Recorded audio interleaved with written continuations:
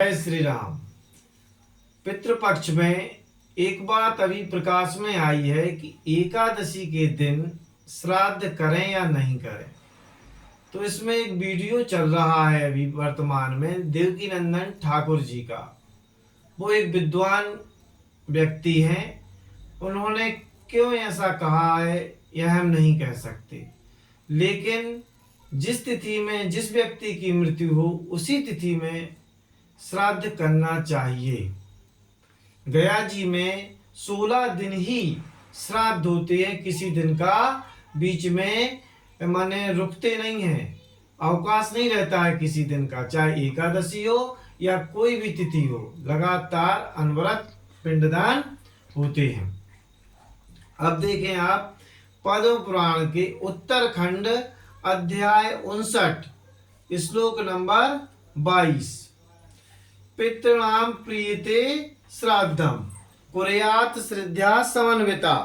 जी पूरा श्लोक आगे और भी दिया है। श्री कृष्ण भगवान युधिष्ठिर से कहते हैं कि दिन में श्राद्ध करके और रात्रि में भूमि पर शयन करना चाहिए, अर्थात श्राद्ध करना चाहिए।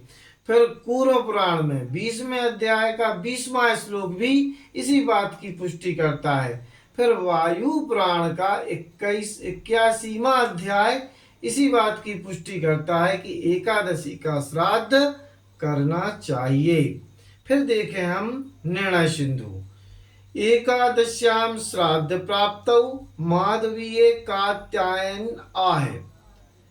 एकादशी में श्राद्ध की प्राप्ति हो जाए तो कात्यायन क्या कहते हैं, उपवासो यदा नित्य श्राद्धम नैमित्तिकम भवेत्। उपवास नित्य है, माने हर बार आता है, उपवास ही नित्य है, लेकिन श्राद्ध प्राप्त हुआ है वो नैमित्तिक है। तो नित्य भी बना रहे और नैमित्तिक भी हो जाए, इसके लिए क्या है, विधि दी है, एक प्रकार दे दिया है, व्यवस्था दे दी शास्त्र ने। उपवासम तदा कुर्यात् आग्राय पितृसेवितम माता पित्रो क्षये प्राप्ते भवेदेकादशी। यदि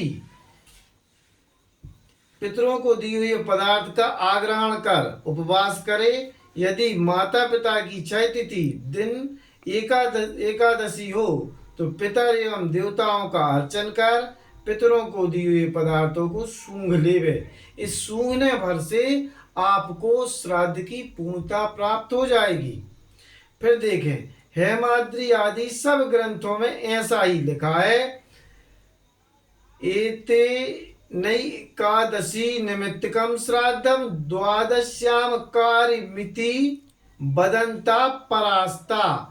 जो कहते हैं कि एकादशी का श्राद्ध द्वादशी को करना चाहिए, इन वाक्यों से यहाँ वो परास्त होते हैं और ये सिद्ध होता है एकादशी का श्राद्ध एकादशी को ही करना चाहिए। जैसा कि सभी पंचांगों में भी दिया रहता है कि एकादशी का श्राद्ध एकादशी श्राद्ध लिखा है, अन्यथा इसकी जगह पर लिख देते एकादशी और द्वादशी के दिन लिख देते एकादशी श्राद्ध और द्वादशी श्राद्ध। ऐसा कहीं भी नहीं है। इससे सिद्ध होता है किसी भी प्रकार कोई भी व्यक्ति श्राद्ध करना, अपनी क्षय तिथि यदि एकादशी है तो ना चूके। अब यदि कोई ब्राह्मण भोजन कराना है और भोजन करने वाला ब्राह्मण मिल जाए तो भोजन करा दे, भोजन कराने में कोई दोष नहीं है। भोजन करने वाला ना मिले तो फलाहार करा दे, और यदि मन में संतुष्टि ना हो कि हमने इसे अन्न नहीं खिलाया है तो अगले दिन द्वादशी को पूर्ण भोजन कराकर और आप अपने मृत को, अपने मन को संतुष्ट और तृप्त कर सकते हैं।